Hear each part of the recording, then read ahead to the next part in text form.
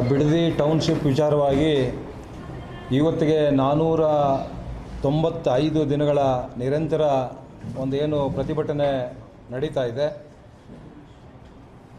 ನಾವು ಪ್ರಾರಂಭದ ಮೊದಲನೇ ದಿನದಿಂದ ಕೂಡ JDS ಪಕ್ಷ ರೈತರ ಪರವಾಗಿ ಅವರ ಬೆಂಬಲಕ್ಕೆ ನಿಂತು ನಾವು ಅನೇಕ ಆ ಒಂದು 9 ಕಂದಾಯ ಗ್ರಾಮಗಳ ವ್ಯಾಪ್ತಿಗೆ ಒಳಪಟ್ಟಂಥ 26 ಗ್ರಾಮಗಳಲ್ಲಿ ಕೂಡ ನಾವು ಹಳ್ಳಿಗಳಲ್ಲಿ ನೂರಾರು ನಮ್ಮ ಮುಖಂಡರು ಸಭೆಗಳನ್ನು ನಡೆಸಿ ರೈತರ ಆ ಒಂದು ಒಪ್ಪಿಗೆ ಯಾವ ಥರ ಇದೆ ಏನು ಅನ್ನುವಂಥದ್ದನ್ನೆಲ್ಲ ಕೂಡ ನಾವು ಗಮನಿಸಿದಾಗ ಸುಮಾರು 90% ಹೆಚ್ಚು ರೈತರ ವಿರೋಧ ಇದೆ ಟೌನ್ಶಿಪ್ ಮಾಡೋದಕ್ಕೆ ಅನ್ನುವಂಥ ಇದೆಲ್ಲ ಕೂಡ ಬೆಳಕಿಗೆ ಬಂದಾಗ ಪ್ರಾರಂಭದ ಮೊದಲನೇ ದಿನದಿಂದ ಕೂಡ ನಾವು ರೈತರ ಬೆಂಬಲಕ್ಕೆ ನಿಂತು ನಾವು ಬಂದಿರತಕ್ಕಂಥದ್ದು. ಇವತ್ತು ಆ ಒಂದು ಗ್ರಾಮ ಸಂಪರ್ಕ 9 ಒಂದು ಕಂದಾಯ ಗ್ರಾಮಗಳಲ್ಲಿ 26 ವಿಲೇಜ್ ಹಳ್ಳಿಗಳಲ್ಲಿ ಕೂಡ ಇದನ್ನೆಲ್ಲ ಪೂರ್ತಿ ಗಮನಿಸಿ ಎಲ್ಲ ನೂರಾರು ಸಭೆಗಳನ್ನು ಮಾಡಿಕೊಂಡು ಇದೆಲ್ಲ ಕೂಡ ನೋಡಿ ಬಂದಾಗ ನಾವು ಕಳೆದ ಜೂನ್ ತಿಂಗಳಲ್ಲಿ 21ನೇ ತಾರೀಕು ಅಂಚೀಪುರ ಗ್ರಾಮದಿಂದ ಹೊಸೂರು ಗ್ರಾಮದವರೆಗೂ ಕೂಡ ಸುಮಾರು 11 ಕಿಲೋಮೀಟರ್ ಎಲ್ಲ ಉದ್ದ ಹಳ್ಳಿ 11 ಕಿಲೋಮೀಟರ್ ಉದ್ದದಲ್ಲಿ ಸಿಗ್ತಕ್ಕಂಥ ಎಲ್ಲ ಗ್ರಾಮಗಳ ಕೂಡ ನಾವು ನೋಡ್ಕೊಂಡು ಹೋಗ್ತಾ ಇದ್ವಿ. ಪ್ರತಿಯೊಂದು ಗ್ರಾಮದಲ್ಲಿ ಕೂಡ ಒಂದು ಎಲ್ಲ ಕೂಡ ಯಾಕೆಂದರೆ ಸರ್ಕಾರ ಪ್ರಾರಂಭದಿಂದ ಕೂಡ ಹೇಳ್ತಾ ಇತ್ತು ಏನಂತ ಬಂಜರು ಭೂಮಿ ಅಂತ. ನಾವು 11 ಕಿಲೋಮೀಟರ್ ಪಾದಯಾತ್ರೆ ಮಾಡುವಂಥ ಸಂದರ್ಭದಲ್ಲಿ ನಮಗೆ ಕಣ್ಣಿಗೆ ಕಂಡಿರ್ತಕ್ಕಂಥದ್ದು ತೆಂಗಿನ ತೋಪುಗಳು, ಅಡಿಕೆ ತೋಪುಗಳು, ರೇಷ್ಮೆ ಇತ್ತು ಮತ್ತು ತರಕಾರಿಗಳು ಬೆಳೆಯುವಂಥದ್ದನ್ನು ನಾವು ನೋಡಿದ್ದೇವೆ. ಮತ್ತು ಪ್ರತಿಯೊಂದು ಮನೆಯಲ್ಲಿ ಕೂಡ 4, 5, 6, 10 ಹಸುಗಳನ್ನು ಇಟ್ಕೊಂಡು ಅಂದರೆ ಇವತ್ತು ಹೈನುಗಾರಿಕೆಯಲ್ಲಿ ತೊಡಗಿಸ್ಕೊಂಡು ಜೀವನ ಮಾಡ್ತಾ ಇರ್ತಕ್ಕಂಥದ್ದನ್ನು ನಾವು ಗಮನಿಸಿರ್ತಕ್ಕಂಥದ್ದು. ಆವತ್ತಿನ ಸಂದರ್ಭದಲ್ಲಿ 11 ಕಿಲೋಮೀಟರ್ ಪಾದಯಾತ್ರೆ ಮಾಡಿರ್ತಕ್ಕಂಥ ಸಂದರ್ಭದಲ್ಲಿ ಕೊನೆಯ ಗ್ರಾಮದಲ್ಲಿ ಸಂಜೆ 6 ಗಂಟೆಯಲ್ಲಿ ನಾವೊಂದು ಸಭೆ ಇತ್ತು, ಅಂದರೆ ಒಂದು ದೊಡ್ಡ ಪ್ರಮಾಣದಲ್ಲಿ ಒಂದು ಸಮಾವೇಶ ಇತ್ತು. ಆ ಪಾದಯಾತ್ರೆಯಲ್ಲಿ ಭಾಗಿಯಾಗಿರ್ತಕ್ಕಂಥ ಎಲ್ಲ ರೈತ ಮುಖಂಡರು ಕೂಡ ಆ ಸಭೆಯಲ್ಲಿ ಭಾಗವಹಿಸಿರ್ತಕ್ಕಂಥ ಸಂದರ್ಭದಲ್ಲಿ ನಮ್ಮ ಯುವ ಘಟಕದ ರಾಜ್ಯ ಅಧ್ಯಕ್ಷರಾದಂಥ ನಿಖಿಲ್ ಕುಮಾರಸ್ವಾಮಿ ಅವರು ಮತ್ತು ನಮ್ಮ ಶಾಸಕಾಂಗ ಪಕ್ಷದ ನಾಯಕರಾಗಿರ್ತಕ್ಕಂಥ ಸುರೇಶ್ ಅಣ್ಣವರು, ನಾನು ಮತ್ತು ಹಲವಾರು ಮುಖಂಡರು ಕೂಡ ಆ ಸಂದರ್ಭದಲ್ಲಿ ಅಲ್ಲಿ ನಾವು ಮಾತನಾಡಿದ್ವಿ. ಏನು ಮಾತಾಡಿದ್ವಿ ಅಂತ ಹೇಳಿದರೆ, ಯಾಕಂದರೆ ಇದು ದಪ್ಪದ ಚರ್ಮದ ಸರ್ಕಾರ, ಇದು ಒಂದು ರೈತ ವಿರೋಧಿ ಸರ್ಕಾರ, ಇದು ರಿಯಲ್ ಎಸ್ಟೇಟ್ ಸರ್ಕಾರ. ಹಾಗಾಗಿ ಇದು ತುಂಬ ಇವತ್ತಿನ ನಮ್ಮ ಮುಖ್ಯಮಂತ್ರಿಗಳು ಭಾಳ ಹಠವಾದಿ, ಇವರು ಕೇಳೋದಿಲ್ಲ. ಆದರೆ ನಮ್ಮ ಹೋರಾಟಗಳು ಇಲ್ಲಿಗೆ ನಿಲ್ಲಿಸೋದಿಲ್ಲ. ಮುಂದಿನ ದಿನದಲ್ಲಿ ಈ ಒಂದು ಏನು ಯೋಜನೆಯನ್ನು ವಾಪಸ್ ತಗೊಳ್ಳಿಲ್ಲ ಅಂತ ಹೇಳಿದ್ರೆ ನಾವು ಬಿಡದಿಯಿಂದ ಬೆಂಗಳೂರು ಫ್ರೀಡಮ್ ಪಾರ್ಕ್ವರೆಗೂ ಕೂಡ ಪಾದಯಾತ್ರೆ ಮಾಡ್ತೀವಿ ಅನ್ನುವಂಥದ್ದನ್ನು ಆವತ್ತು ಕೂಡ ನಾವು ಹೇಳಿಕೆಗಳನ್ನು ಕೊಟ್ಟಿದ್ದೀವಿ.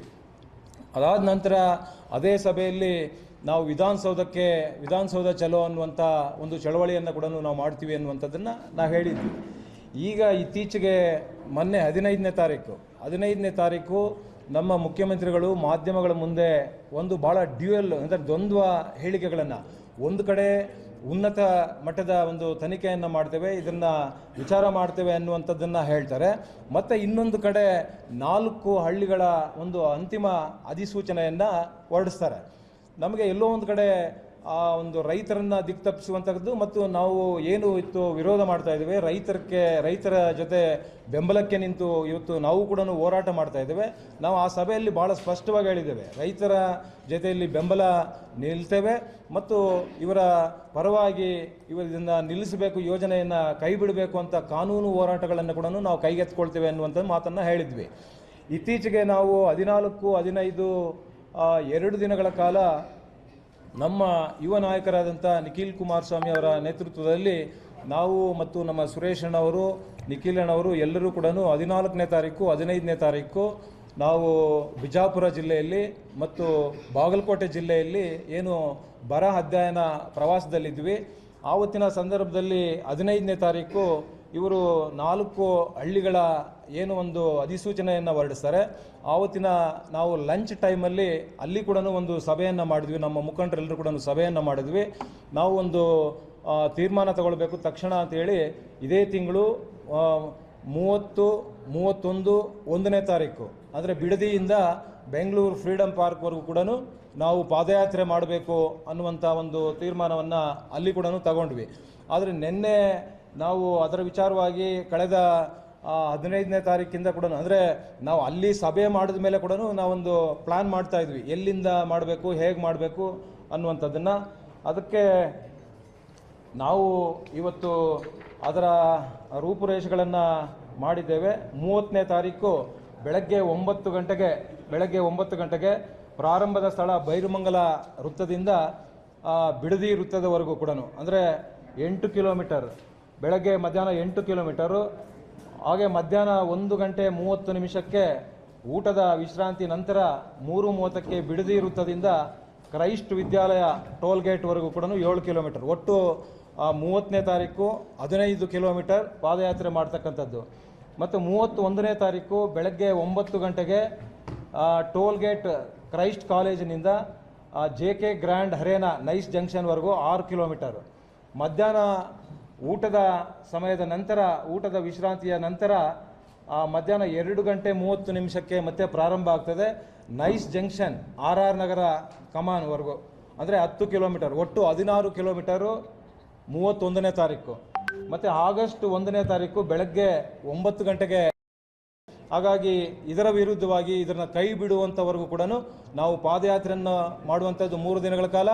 ಮತ್ತು ನಾವು ವಿಧಾನಸೌಧ ಚಳವಳಿ ಮಾಡ್ತಕ್ಕಂಥ ವಿಧಾನಸೌಧ ಚಲೋ ಅನ್ನುವಂಥ ಕಾರ್ಯಕ್ರಮವನ್ನು ಕೂಡ ಮುಂದಿನ ದಿನಗಳಲ್ಲಿ ಇದು ಎಲ್ಲಿವರೆಗೂ ಕೈ ಬಿಡೋದಿಲ್ಲ ಅಲ್ಲಿವರೆಗೂ ಕೂಡ JDS ನಿರಂತರವಾಗಿ ಈ ಪ್ರತಿಭಟನೆ ಇರ್ಬೋದು, ಪಾದಯಾತ್ರೆ ಇರ್ಬೋದು, ಇವತ್ತು ವಿಧಾನಸೌಧ ಚಲೋ ಇರ್ಬೋದು, ಇವೆಲ್ಲವನ್ನು ಕೂಡ ನಿರಂತರವಾಗಿ ಕೂಡ ಈ ಕೈ ಬಿಡುವವರೆಗೂ ಕೂಡ ನಾವು ಕೂಡ ಬಿಡೋದಿಲ್ಲ, ಇದನ್ನು ಮುಂದುವರಿಸ್ತೇವೆ.